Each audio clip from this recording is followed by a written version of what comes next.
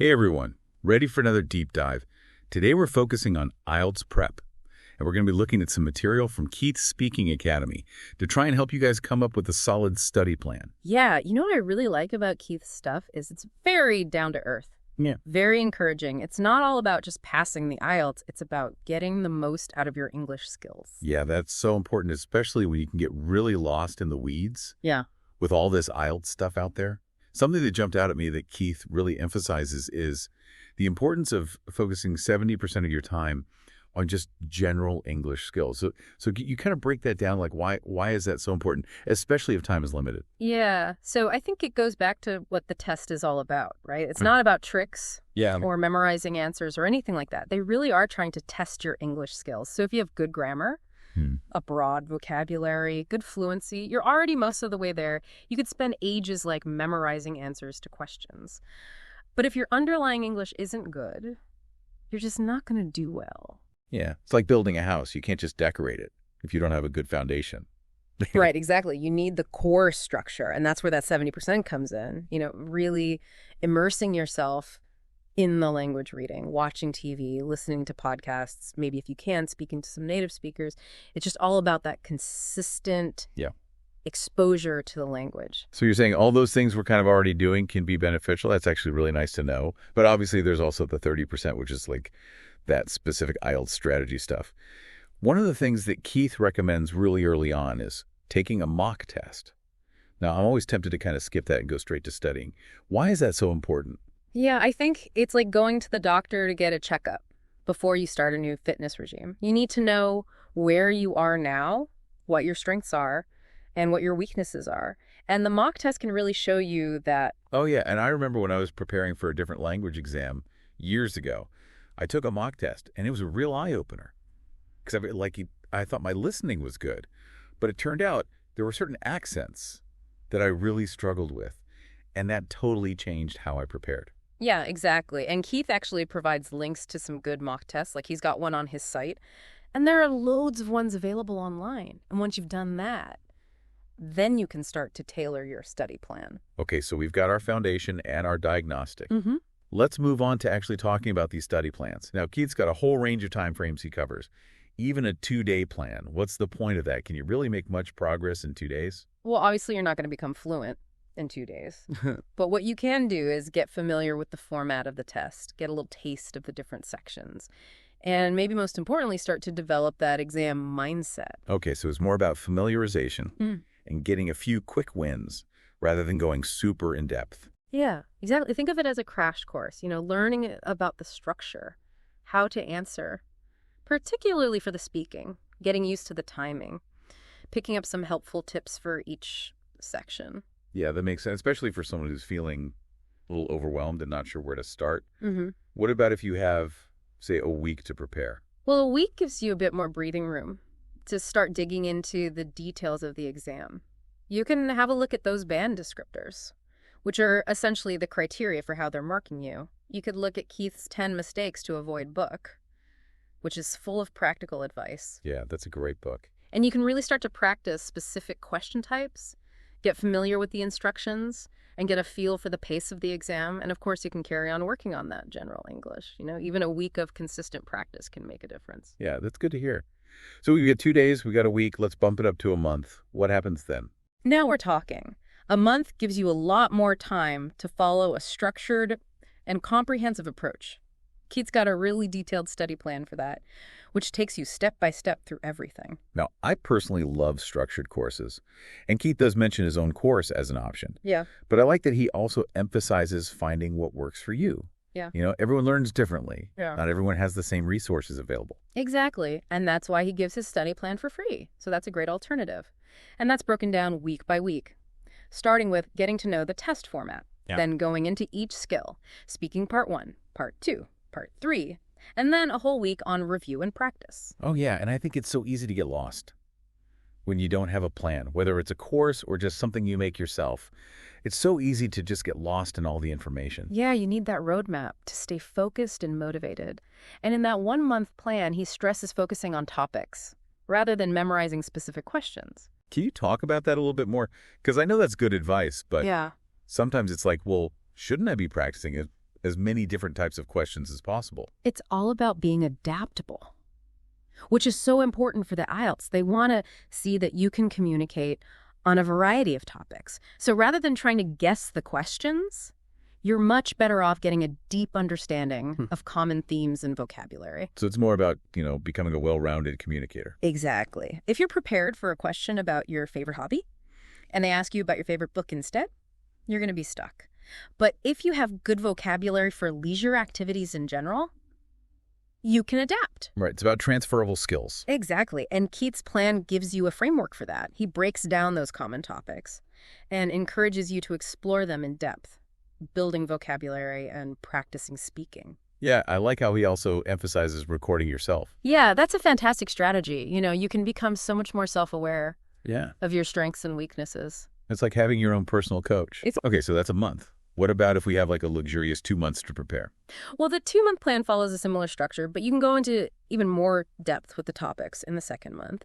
He suggests some good resources for that. Like he's got an archive of live lessons, which is fantastic. Oh, wow. So it's like a whole library of material. Okay, so we've talked about different study plans, but one thing I wanted to ask about is Keith talks about something called the learning cycle. Can you break that down a bit? Yeah. How does that actually work in practice? Yeah. And how can the listener use it for IELTS prep? Yeah, the learning cycle is a really good framework to make your study time more effective. And you can apply it to everything: grammar, vocab, speaking, listening, whatever. It's about going beyond just passive learning and actively engaging with the material. Okay, walk me through it. Okay, so it's a 4-step process. See, hear, repeat, try, and review. So let's say you're working on vocab for the topic of environment. First, you want to see or hear those words in context. So you might read an article about climate change or watch a documentary about sustainability. So you encounter the words naturally. Exactly, and that helps you understand the nuances of the meaning. Then you want to repeat the words. Practice saying them out loud. Focus on the pronunciation. Make sure you understand the definition. You can use flashcards, write them down, or even record yourself saying them. So it's really drilling it in. Exactly. And then you want to try using the words. Write some sentences. Have a conversation with a study partner about the environment. Even try using them in everyday conversation. Oh, I like that. Yeah. And finally, you want to review. Test yourself on those words, maybe with flashcards or a quiz. And that helps you remember them long term. So it's a cycle. Yeah. Encountering, practicing, using, and reviewing. I could see how that would be really good for IELTS prep. It's not just about cramming. It's about actively working with the information. Exactly. And the good thing about the learning cycle is it can be adapted to any part of IELTS. Right. Grammar, speaking, even listening and reading. It's like a life skill. It really is. Okay, now one thing we haven't touched on is community. Yeah. So we've talked a lot about individual strategies, but how important is it to connect with other test takers? Yeah, that's a great point. Keith actually talks about that as well. He's a big fan of finding a supportive community, whether it's a forum, a study group, or even just a friend who's also doing the IELTS. Yeah, I personally found community so helpful in my language learning journey. Having other people to talk to share struggles with, to celebrate wins, really makes a difference. Because it's easy to feel isolated when you're studying by yourself. Yeah, exactly. And it gives you that camaraderie and that accountability, which can be so valuable. Yeah, it's like having your own cheer squad. Exactly. And even if you don't want to join a study group, just connecting with other people online can be great. There are so many forums and groups dedicated to IELTS prep. Yeah, you're tapping into all that shared wisdom and experience. Okay, before we move on, I just want to touch on one last thing, the mock test. Why don't you remind us again why that's such an important first step? Yeah, so the mock test is like your personalized roadmap. It shows you where you are, what your strengths are, what your weaknesses are, so you know where to focus your efforts. It's a diagnostic tool. Yeah, like a compass to guide you. Exactly. And don't forget, there are loads of free mock tests online. Keith's website has one, so you can get started right away. So to the listener, I would say, take that first step and schedule a mock test. It's a small investment of time that can make a big difference. Yeah, and remember, this is about more than just a test. It's about developing your skills, expanding your horizons, opening up new opportunities. I think that's a perfect place to wrap up this first part of our deep dive. But stick around because there's more to come. In part 2, we're going to dig deeper into Keith's insights, and we'll explore some specific strategies for each section of the exam. Yeah, we'll be back soon with more tips and tricks to help you conquer the IELTS. Welcome back. I don't know about you, but I am still kind of buzzing from all that great advice we got in the last part of our deep dive. Feeling much more confident and ready to tackle this test. That's great to hear. I think it's amazing how just having a bit more structure and guidance can really shift your perspective. And we've only just scratched the surface. There's so much more to come. Yeah, tons to explore. And speaking of exploring, I'm really keen to get into some specific strategies for each part of the IELTS. Where do you think we should start? Well, why don't we begin with the speaking section? Right. Because I know that's the one that causes a lot of people the most anxiety. And Keith has got some great tips on how to approach that strategically. Yeah, the speaking for sure. I remember being so nervous before my speaking test. Because it's one thing to practice, but it's quite another to do it, with the examiner sitting right there. Right, exactly. And that's why it's so important to not just practice speaking, but also get familiar with the format of the test and what they're expecting from you. Keith breaks it down into 3 parts, and each one has its own kind of challenges and opportunities. Okay, could you give us a quick reminder of those 3 parts? Sure. So part 1 is all about getting to know you. The examiner is going to ask some general questions about yourself, your interests, your background, that sort of thing. It's designed to be quite relaxed to help you settle in. So it's kind of like an icebreaker. Yeah, exactly. But Right. don't think that it's not important. They are assessing you in part 1 as well. So you do need to make sure you're communicating clearly and fluently. You want to make a good first impression. Right. Okay, and then what about part 2? That's the one where you have to give like a little speech, right? That's right. In part 2, they'll give you a topic card with a prompt and some bullet points to guide your response. You get 1 minute to prepare, and then you speak for 1 to 2 minutes on that topic. Okay, yeah, I can see why that one makes people nervous. It's like a mini presentation. What kind of topics do they give you? Well, it varies, but it's usually about describing something, a person, a place, an object, an event, an experience. You might have to describe a favorite childhood memory, or a memorable trip, or someone who's had a significant influence on your life. So it's all stuff that's quite relatable. Yeah, exactly. And one of the key things Keith says is, don't try to be someone you're not or make up some crazy story. They're really looking for authenticity and your ability to express yourself clearly. So it's more about just being yourself and telling a good story. Exactly, yeah. Focus on telling that clear and compelling story using good descriptive language and really connecting with the listener. And you don't have to cover all the bullet points. Just pick the ones that you feel comfortable with. And that will allow you to show off your best speaking skills. That's good to know, because sometimes you feel like you have to cram it all in. Okay, so we've got the icebreaker, we've got the mini presentation. What's next? What's part 3 all about? Well, part 3 is where the conversation gets a bit deeper. So the examiner is going to ask you some more challenging questions related to the topic from part 2.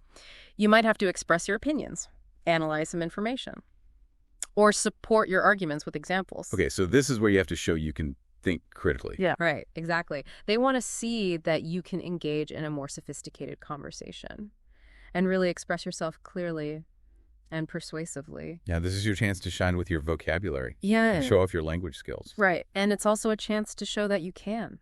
Listen carefully to what the examiner's saying and respond appropriately. Remember, it's a dialogue, so you can also ask clarifying questions. And don't be afraid to express your own thoughts and opinions. So you have to be a good listener as well as a good speaker. Exactly. It shows you're engaged. Okay, so that's a good overview of the 3 parts. But let's get into some nitty-gritty strategies.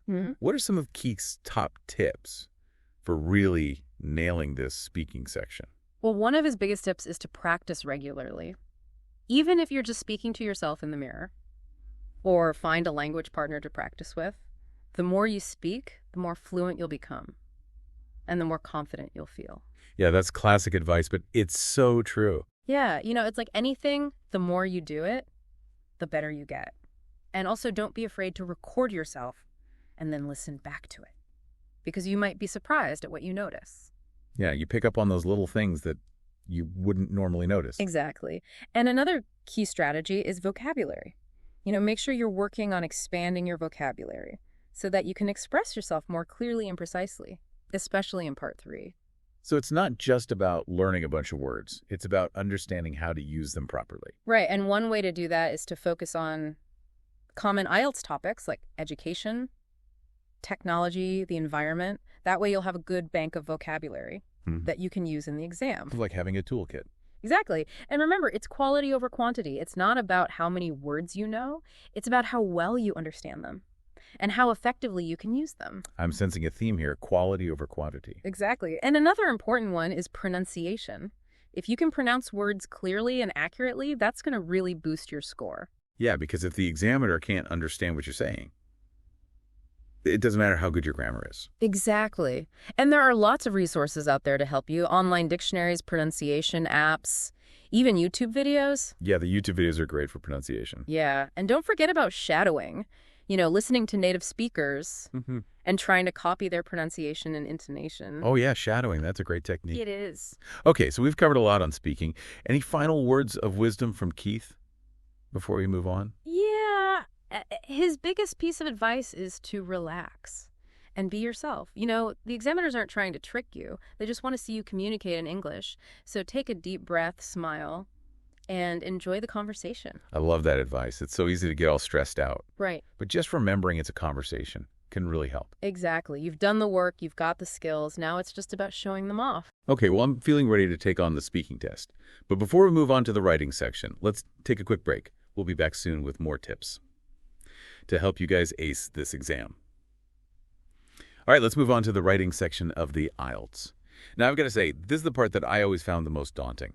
Yeah, I can understand that. You've got to produce these well-written essays under timed conditions. It can feel like a lot of pressure. But don't worry, with the right approach and some practice, you can definitely master it. Okay, good to know. So where do we start? What does Keith say about approaching the IELTS writing tasks? Well, the first thing is to understand the requirements for each of the two tasks, because they assess different skills and they're marked differently. Okay, can we just quickly recap what those two tasks are? Yeah, sure. So in task 1, you're given some visual information, like a graph or a chart or a table or a diagram, and you have to summarize the key features and trends in your own words. Okay, so it's about interpreting visual data. Exactly. You've got to analyze the information, identify those key trends, and present it all in a logical and organized way. And then task 2 is the essay. Well, that's right. In task 2, you're given a topic or an issue, and you'll have to write an essay expressing your opinions, discussing different perspectives, and supporting your arguments with examples. So task 1, summarizing data task. 2, expressing opinions. What are some of Keith's specific tips for each task? Well, for task 1, he really emphasizes planning. Before you start writing, spend some time really analyzing that visual information, identifying the key features and trends, and making a little outline to structure your response. So don't just jump straight in. No, take a moment to plan it out. Okay, and what about the actual writing itself? Keep your language clear and concise. Don't try to use super complicated vocabulary or grammar, because that can actually make your writing harder to understand. Remember, clarity is key. It's about getting the message across. Exactly. Okay, and task 2, the essay. Again, planning is super important. Take some time to brainstorm your ideas, organize your thoughts, and make an outline. That way you'll have a logical structure. Yeah. And you can make sure you cover everything. So similar approach to task 1, but obviously different content. Right, because in task 2, you have to give your opinions, discuss different viewpoints, and back up your arguments with evidence. Okay, so what are some key things to remember? Well, Keith talks about having a strong thesis statement.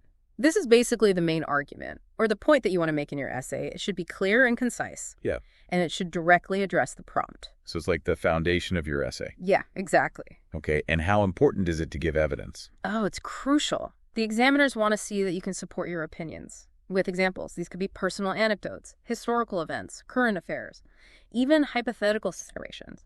It's all about choosing examples that are relevant and that really illustrate your points. So it's not enough to just state your opinion. Yeah, you've got to back it up. Okay, what about the structure? No, Keith recommends the classic 5-paragraph structure. Introduction, 3 body paragraphs, and a conclusion. Okay, I'm familiar with that. Yeah, so in the introduction, you want to start with something to grab the reader's attention, give a bit of background on the topic, and then state your thesis statement. So setting the scene. Exactly. Then each of the body paragraphs should focus on one aspect of your argument. Start with a clear topic sentence, and then give your supporting evidence, like examples, statistics, or expert opinions. So each body paragraph is like a mini essay. Yeah, you could say that. And don't forget to use transition words and phrases to connect your ideas and guide the reader. Oh yeah, those are important. And then the conclusion. You summarize your main points, restate your thesis in a slightly different way, and maybe offer some final thoughts on the topic. Okay, and what about grammar and vocab? Yeah, you want to use a range of vocabulary and grammar to show off your language skills. But don't try to use words or phrases that you're not 100% sure about. It's better to use simpler language correctly than to make mistakes with more complex language. Yeah. Keep it simple and accurate. Exactly. And remember, practice, practice, practice. The more you write, the better you'll get. This has been so helpful. I feel much more prepared to tackle the writing now. Good to hear. And just remember, the IELTS is testing more than just your English. It's also testing your ability to think critically, to analyze information, and to communicate your ideas. So go into it with confidence. You've got this. Yeah, and remember, we've got tons of resources and tips to help you every step of the way. Absolutely. And celebrate your progress. Every little step forward is a win. I love that. So to our listener, we say embrace the challenge, enjoy the journey, and never stop believing in yourself. You got this.